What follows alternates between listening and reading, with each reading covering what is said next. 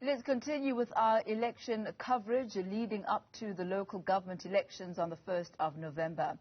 In our focus today is the Land Party.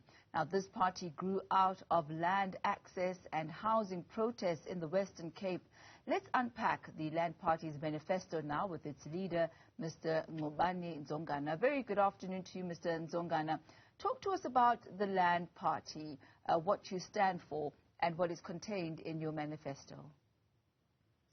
Afternoon, Tammy. Afternoon to the viewers. Greetings to all South Africans. Land Party was established. In fact, it was born out of land protest that took place in Hermanus in 2018. The poor people and the working class, because they were homeless, some of them are backyard dwellers, they didn't have a place to stay.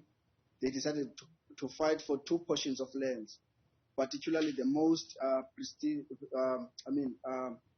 beautiful piece of land, which is known as Kelboek. It's a prime land next to the ocean, which we know, if people understand the history of the Western Cape, that the ocean is occupied particularly by white people, particularly the rich. So the poor working class and the poor and the working class decided to stand up and take that land by force, and that is how the Land Party ended up being established. After so many challenges where political parties failed to intervene to assist, and those that they claim to stand for fighting for the land, and many other progressive movements that we trusted that maybe they will be able to understand the plight of the poor and the working class, they failed to join the community and stand up with the community. Then the people decided to establish this organization. That is how the Land Party was established. What's quite interesting is, apart from the issue of strengthening property rights, your stance on black economic empowerment, you say that you would abolish that. Yes, precisely, because if you notice the current BEE, what is happening, it is only to enrich the black elite, which is totally wrong. There are a lot of black people, of non-white people who are poor. I'm talking about colored, I'm talking about some Indians, I'm talking about, but particularly the black people. But there are a lot of people that are not benefiting on the issue of PEE. So what we are saying, replacing PEE with a policy that will enforce companies to start to make sure that whatever business that they are doing, they are making it with the majority of the people of this country. Any company that fails to do so, that company will not be allowed to operate in our country. You also speak about the abolition of minimum wage. Why is that, and what would you replace that with? Minimum wage is a slave wage. So what we are saying is that if you've got a company, for instance, we are calling an investor, I will make an example. We say Elon Musk come in South Africa, open Tesla, so that South Africans can be employed, or Apple come and open Apple in South Africa. But with only one condition, that 90% of your working force will be the South African people, because what we want a government that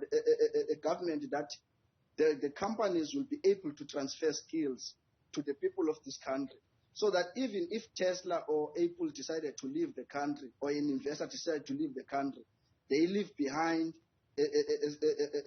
South African citizens with a lot of skills, so that they can be able to manufacture the same products that was manufactured by Tesla, like Apple. Take a look from the Chinese. Chinese, what they are doing, they allow Apple to come and operate in their space, and what they've done, they wanted them to transfer the skills. That's how we're able to have Huawei today. So that is the kind of mentality that we want to introduce in our working place.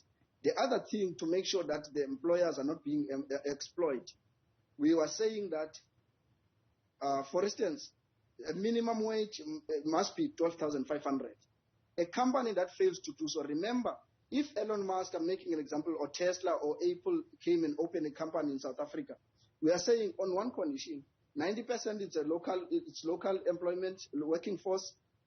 After that, we're giving you free water, give you free electricity. The wages must go, the lot of money, instead of money going to the state, it must go direct to the people. Then after that, you've got people, citizens, who are able to get a living wage where they can be able to sustain themselves. So that is why we are saying a minimum wage must be abolished. You mentioned China there, and you had a couple of years ago spoken about the Land Party running South Africa the way that China, runs, or rather Chinese government runs China. Are you communist in your approach? And what are the lessons or the teachings that you believe you would take from China? Yeah, Land Party is a communist organization. It's a communist party. We draw lessons from the Chinese Communist Party, the structure of the organization, the economic plan. That is why our economic policy reform and open up is coming from one of the most respected leader of the Chinese Communist Party, Deng Xiaoping. So what we want to do, we want South Africa that will be a global leader in the economy. We want South Africa that will be global power, not only in the economy, also in the state security. So we want South Africa whereby it will prosper and become one of the global leaders in the whole world. Remember, South Africa is rich on minerals. We are rich on platinum. We are rich in diamond. We are rich in gold. We are rich on everything. We are also rich on the oceans. You find abalone, which many South Africans do not know about that. It's one of the most richest resources in the ocean, and many people still do not know this kind of resources. So we want South Africa that will be a global economic leader. That is why we draw some lessons from Chinese. Because if you check Chinese today, they are the leading when it comes to the issue of the economy. You were a member of the EFF in the Western Cape. Why did you leave? No, look, the issue of the EFF, I think there were misunderstanding. I established the organization. I'm one of the founders of the organization. And I think let's let the bacons be bacons. I was purged, in fact, I never leave the organization until my membership was expired. I was purged by one of the leaders. They call him Andile Mqitama. So I can't talk. I don't want to talk about EFF now. I want to focus on the Land Party. What are the similarities between the EFF and the Land Party? And I ask that because there's clearly something that you saw in the EFF to make you want to be part of that organization. What is it? And is that it also there in the Land Party? No. It's not like something I saw in the EFF. Remember, when the EFF was established, I think 80% of my brain was in that organization. I've made 2-hour presentation of what kind of organization EFF must be. So I believe that it's not a matter of I saw something there. I think it's a matter of my ideology, not because of maybe I copied something there. I believe there are things that they are not implementing, which I believe that they allow the party to be infiltrated by some of the imperialist forces and be unable to achieve what it's supposed to stand for. One thing that is common from an outsider's perspective here is the issue of land between yourselves and the EFF. Is your approach to land similar to theirs as far as their land policy is concerned? Absolutely, it's totally different. Ours, we are calling for people's referendum, which means the people of South Africa must go to the referendum and vote about the expropriation of land without compensation. If the majority of people are saying that the land must be expropriated without compensation, then that must be implemented. That is our stand. Whereas in the EFF, if you notice, it's only about a bottom down approach. Ours it's a top down approach. Ours is bottom up approach. So ours we believe in people's dictatorship, and the EFF they believe in what you call as democratic centralism. So those are two different concepts. What I also found quite interesting in the abolition of taxes that you were calling for, the abolition of estate tax, of capital gains tax, of transfer duties, a decrease in corporate taxes. Where then is Treasury supposed to get its national budget from? Look, if you implement the reform and open up, you are making your citizens to be much more wealthier than the state. So that is a difference. Whereas in capitalist state, the states become richer. That is why one of the things that define us from the EFF that make us to be totally different, or other many organizations, is that we don't want the state to be the custodian, but we want the people to be the custodians. So which means the people must be empowered, The people must be rich.